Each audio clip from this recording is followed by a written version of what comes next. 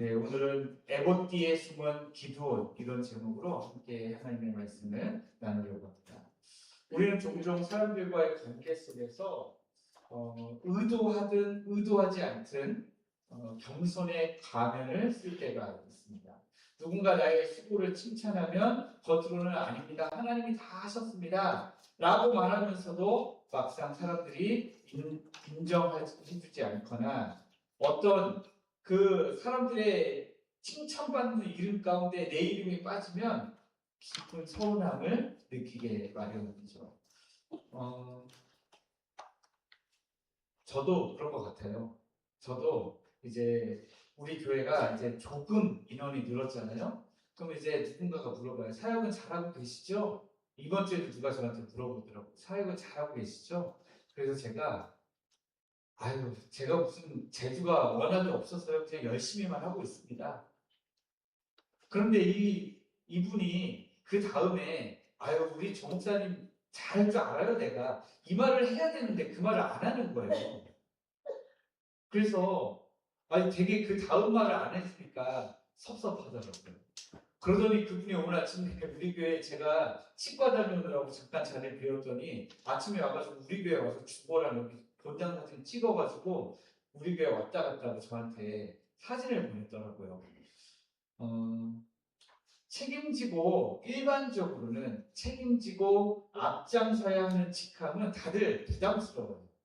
다들 힘들어합니다. 그래서 웬만하면 사양하려고 노력을 많이 합니다. 그런데 막상 그 자리를 또 잘 포기하지 않는 분들도 있는데 왜 그러냐면 그 자리에서 있어야만 사람들이 존경해주고 사람들이 인정해주고 사람들이 높여주는 그것을 포기하고 싶지 않은 인간의 심리가 있기 때문에 그렇습니다. 오늘 우리가 읽은 본문 22절부터 28절 말씀에는 인생 최대의 승리를 거둔 사람인데 그런데 그 인생 최대의 승리조차도 자기 힘이 아니라 온전히 하나님의 은혜로 그 승리를 거뒀는데도 불구하고 그 승리 앞에서 그 승리 뒤에 이제 그럴듯한 신앙의 가면을 쓴 한 사람의 이야기가 등장합니다. 그는 왕이라는 직함은 거절했는데 왕의 영광은 결코 포기하지 않은 사사 기드온의 이야기입니다.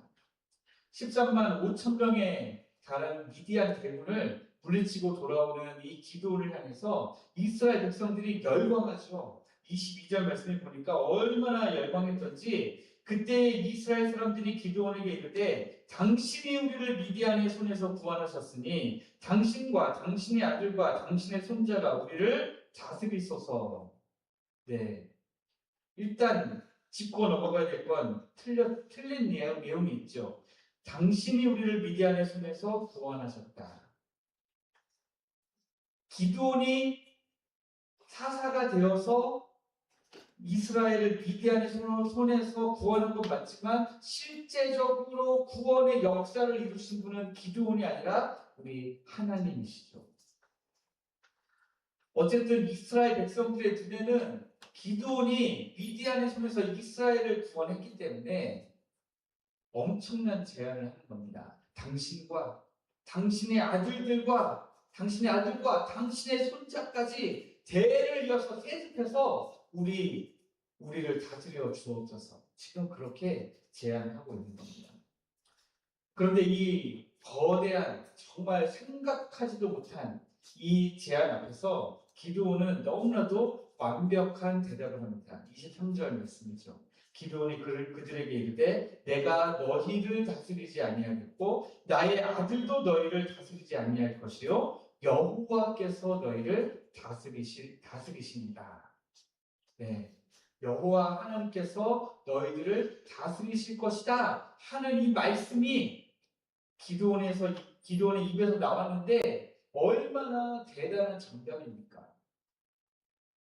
정말 기드온의 이 대답은 정말 너무나도 멋진 대답입니다.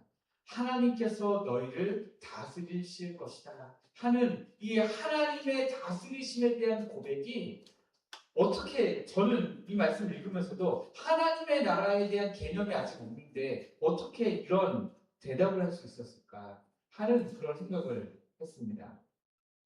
인간의 제도 혹은 인간의 질서, 인간의 법이 아니라 오직 하나님 한 분만이 자기 백성의 참된 왕이시고 유일한 통치자이시다 라는 사실을 기드온이 자기 입으로 고백하는 이 장면까지만 보고 제가 2024년 5월 달에 엄청 은혜를 받았던 했습니다. 그래서 제가 그때 2024년 4월 달에 우리 제가 설교를 우리 교회에서 하고 있었잖아요. 그때 이제 부활절 예배가 끝나고 청빙위원회가 모여서 저에게 청빙 제안을 하셨었어요. 처음으로. 그래서 제가 기도해 보겠습니다. 그리고 무려 5주를 제가 기도를 했습니다. 왜냐하면 하나님이 응답을 안 하시니까. 하나님이 뭐라고 말씀하시는 게 없으시니까 하나님 말씀하실 때까지 그냥 성경을 쭉 읽으면서 기다리고 있었어요. 기다리고 있었는데 그때 제가 사사기 말씀을 읽고 지나가면서 이 22절과 23절 말씀을 보고 와, 하나님이 나에게 응답하셨구나 라고 생각했습니다. 그래서 제가 그때 이제 청빙위원회 분들 다시 만나시자 해가지고 제가 이제 이 말씀을 드렸죠. 22절과 23절 말씀 드리면서 이스라엘 사람들이 그때에 기드온에게 우리를 다스려 달라 했을 때 기드온이 한 이 대답이 정답입니다. 그리고 하나님께서 저에게 이렇게 말씀하셨습니다. 기드온이 이스라엘 백성들을 다스리지 않는 것처럼 저에게도 택전교회에서 사역하는 것에 대해서 허락을 안 하실 것 같습니다. 그렇게 제가 이제 말씀을 드렸어요.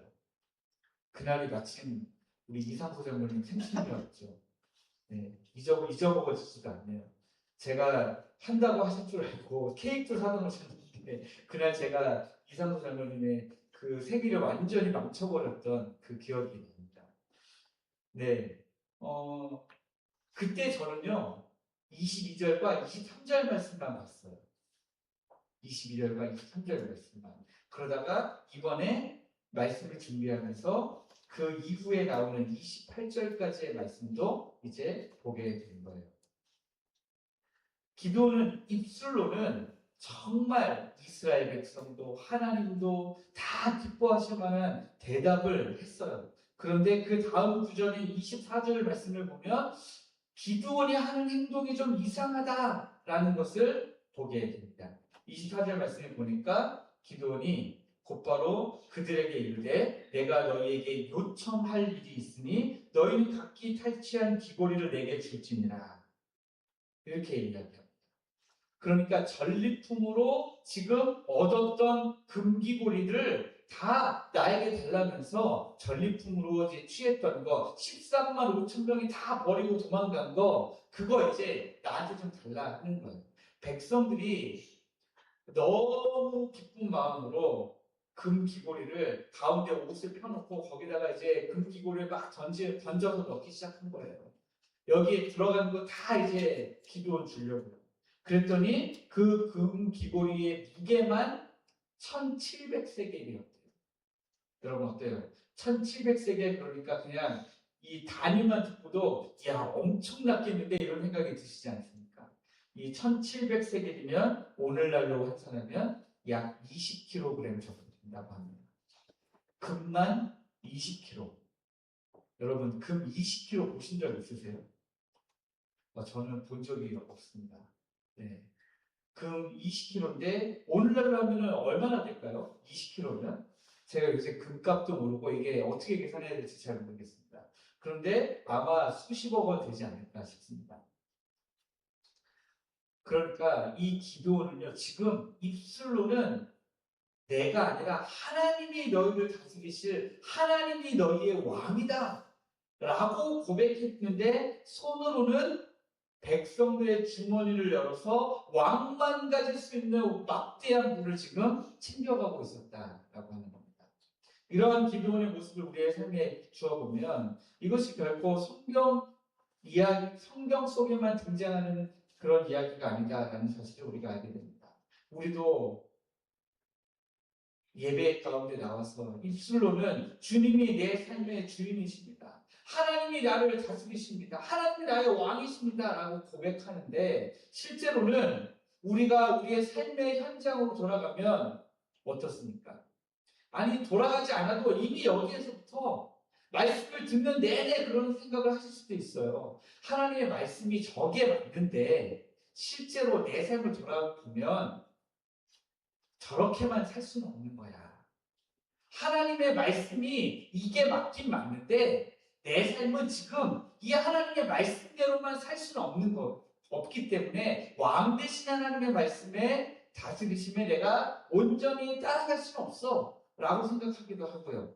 또 어떤 때는 하나님께 영광을 다 돌려드린다고 하면서도 말은 그렇게 하면서도 실제로는 끊임없이 인사를 기다리는, 다른 사람의 칭찬과 인정을 기다리는 그런 우리의 모습이 있다면 우리 역시 기드온처럼 위선의 길을 걷고 있는 것 아니겠냐 하는 것입니다.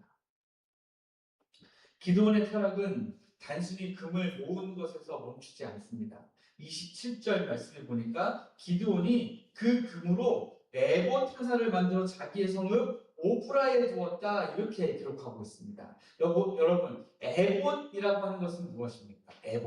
에봇이라고 하는 것은 대제사장이 하나님의 뜻을 물을 때에 입었던 예복이에요.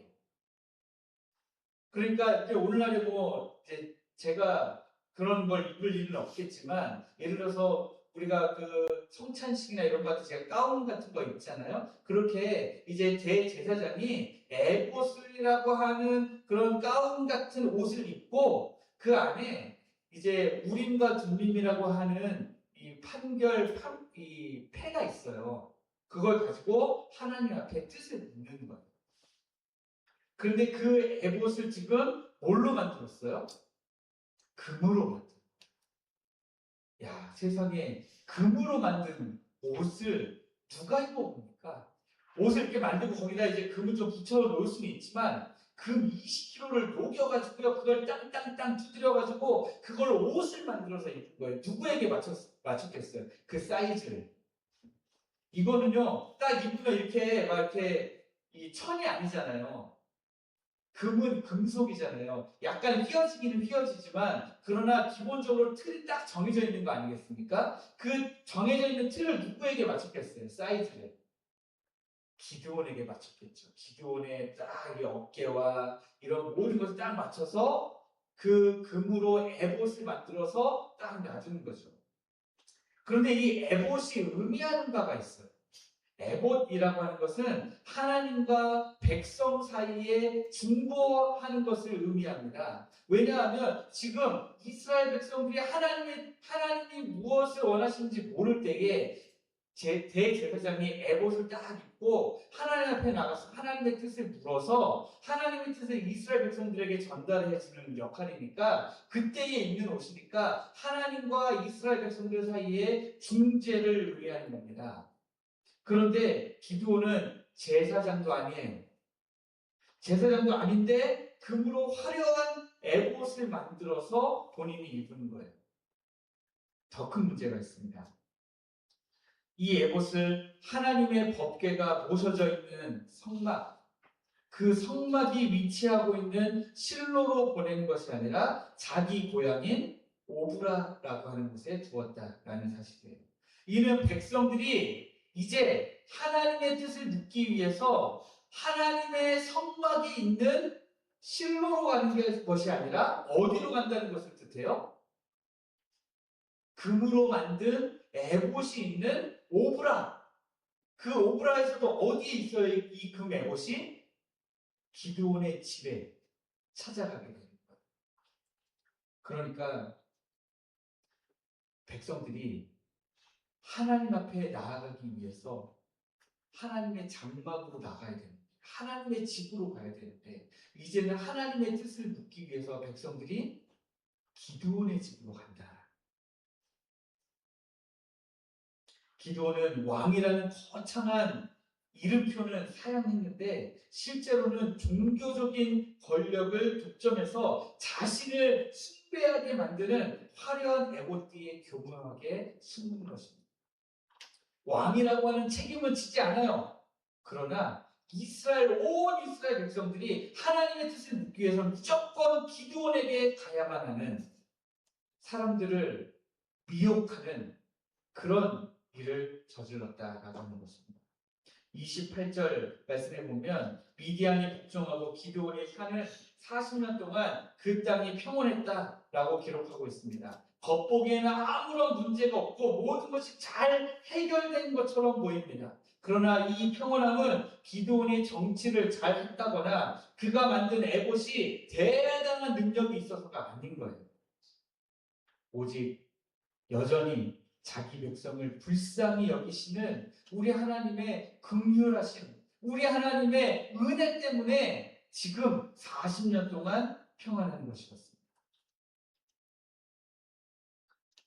오히려 27절 후반절 말씀에 보면 성경은 기드온이 만든 이 금 에봇이 온 이스라엘을 영적으로 타락하게 만들었고 결국 기드온과 그의 집에 치명적인 올무가 되었다라고 평가하고 있는 것을 볼 수 있습니다. 온 이스라엘이 그것을 얼마나 음란하게 위했을까요? 그러지 않았을까요? 이 금 에봇 앞에만 나가면 하나님의 뜻을 알 수 있다고 생각하면 이 금 에봇을 얼마나 애지중지 대단하게 여겼을까요? 겉으로 보이는 평온함 뒤에서 위선으로 쌓아 올린 기드온의 집안, 기드온의 이 가문은 이 금 에봇이라고 하는 덫 뒤에서 서서히 죽어가고 있었던 것과 같습니다. 입술로는 하나님을 높이면서도 실제로는 스스로 하나님보다도 더 높은, 하나님보다도 이스라엘 백성들의 마음을 더 미혹하고 싶었던 기드온의 이 뼈아픈 실패는 우리로 하여금 참된 왕이신 예수 그리스도를 묵상하게 만듭니다. 예수님께서 공생애를 시작하실 때 어떠셨습니까? 사탄이 예수님을 광야에서부터 계속해서 시험하죠. 배가 고프실 것 같으니까 이 돌들을 명하여서 떡이 되게 하라 하다가 이제 마지막에 어떤 시험을 합니까? 예수님께 천하 만국을 보여주시면서 내게 엎드려 절하면 십자가를 지지 않고도 이 모든 영광을 다 주겠다고 유혹합니다.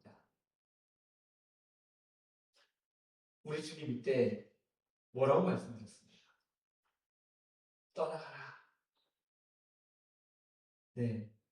아니, 사탄에게 절만하면요, 이 천하 만국 모든 영광을 다 주겠다는 거예요. 십자가 안 줘도 돼요. 안 해도 됩니다. 그런데 우리 주님이 그 모든 세상의 영광을 다 거절하셨습니다. 예수님은 백성들에게 내가 십자가 대신 져줄 테니까, 내가 대신 구원해 줄 테니까 나에게 금을 달라 요구하지도 않으셨고요. 도리어 우리를 살리시기 위해서 피와 살을 내어 주셨습니다. 기드온과는 완전히 반대되는 그런 모습인 것이죠. 반면에 기드온은 어땠습니까? 왕의 책임은 버리고 권세만 챙기는 교묘한 타협을 선택했습니다. 그는 백성들에게 금을 내놓으라고 요구하면서 자기를 위한 화려한 금 에봇을 만들어서 입었습니다.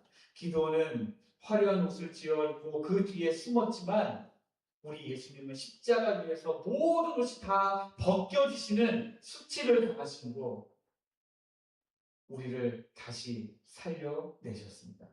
오늘 이 말씀을 통해서 하나님께서 우리에게 원하시는 뜻은 분명 우리의 명예와 우리가 받고 싶은 인정과 칭찬, 그리고 그 모든 것들을 교묘하게 포장하고 있는 금 에봇을 깨뜨리라 하는 것입니다. 아니, 깨뜨리는 정도가 아니라 아예 처음부터 만들지 않았으면 참 좋았을 것입니다. 하나님은 겉모습만 그럴듯한 종교적인 포장과 말로만 번지르르한 신앙 고백을 원하지 않으세요. 사람들은 겉모습을 보지만 우리 하나님은 뭘 보신다고요? 중심을 보시더라고요. 중심을 보시는 하나님 앞에서 어떻게 우리가 겉으로만 우리를 포장하고 나갈 수가 있겠습니까? 겉으로는 내가 아니라 하나님이 너희를 다스리실 것이다 라고 말하면서 뒤로는 어떻게 이스라엘 백성들을 그렇게 미혹할 준비를 할 수가 있습니까? 하나님이 찾으시는 사람은 상하고 통회하는 심령으로 삶의 모든 영역에서 우리 주님의 통치 앞에 정직하게 무릎 꿇는 사람입니다. 우리 교회가 그래요. 우리가 말로는 하나님 앞에 무릎 꿇는다고 하면서도 실제로는 그냥 내가 원하는 대로 내 삶을 이끌어가고 하나님의 말씀은 뭐 읽지도 않고 기다리지도 않고 하나님이 나를 어떻게 이끌어가실지에 대한 기대도 없고 기대가 없는데 어떻게 하나님이 일하실 때까지 기다릴 수가 있겠습니까? 제가 굉장히 좋아하는 찬양이지만 같이 한 번도 불러보지 않은 찬양이 있습니다.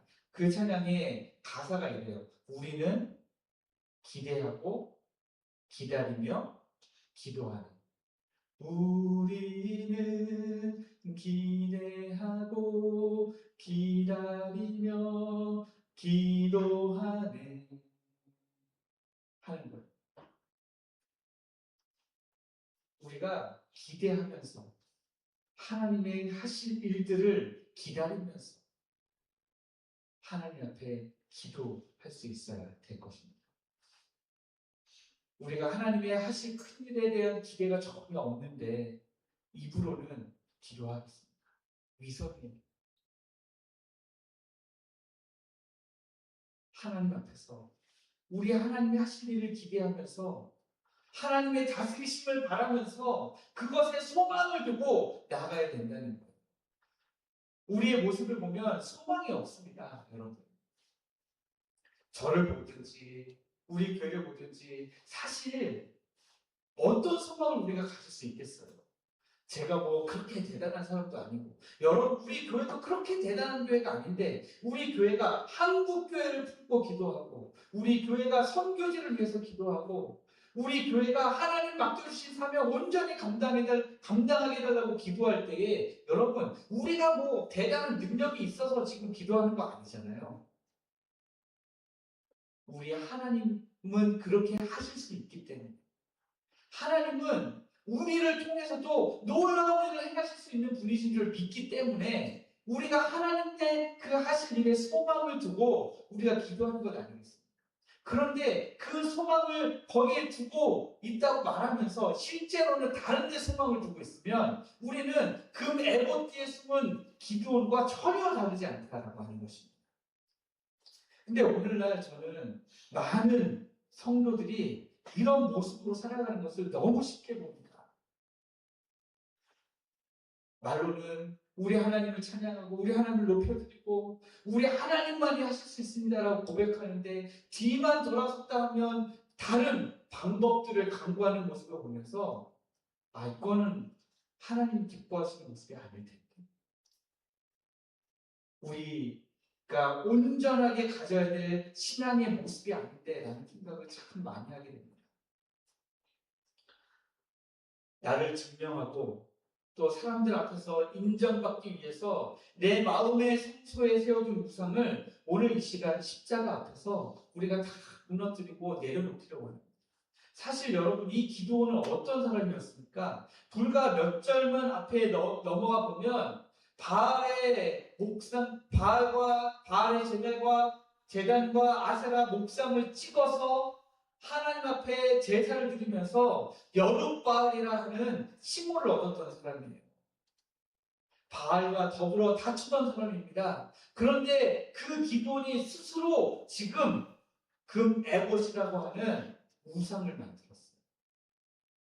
그러니 우리도 조심해야 되죠. 우리도 언젠가는 여룻바알의 모습처럼 살아가는데 어느 순간에 우리도 모르게 언젠가 갑자기 우리도 그 매봇을 만들고 그 뒤에 숨어서 신앙생활하게 될 수도 있다라고 하는 것입니다.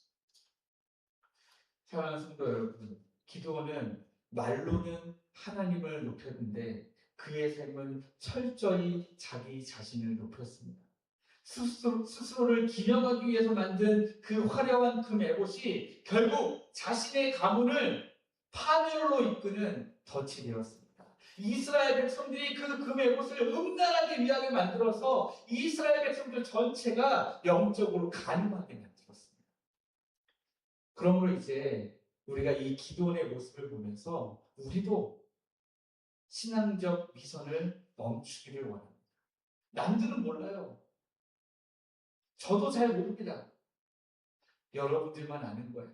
내 개인적인 내 신앙 안에서 나만 아는 거예요. 말로는 그렇게 나를 포장했는데 속으로는 그렇지 않은 나만 아는 겁니다. 여러분, 우리가 우리 포장지 뒤에, 에봇 뒤에 숨어서 하나님을 속이고 사람들을 속이려고 하지 말고, 우리가 이제 우리의 교만을 내려놓고 우리를 위해 십자가에서 생명을 내어주신 예수 그리스도만이 우리 삶의 온전한 왕이신 것을 고백하면서 그 왕께서 하신 일을 기대하고 바라면서 소망을 두고 나아가는 여러분들 되기를 원합니다. 우리의 이름은 유명해지는 것이 아니라 무명해질 수 있습니다. 우리 이름은 무명해질지라도 오직 우리 주님의 이름만 드러나기를 기뻐하는 참된 백성, 참된 은혜의 백성 되시기를 주님의 이름으로 축복합니다. 그러므로 여러분들, 우리 교회가 더 하나님이 기뻐하시는 교회, 하나님의 말씀에 전적으로 순종하는 교회, 우리를 위해 생명을 내어주신 그 주님을 목숨 걸고 사랑하는 교회 되기를 원합니다.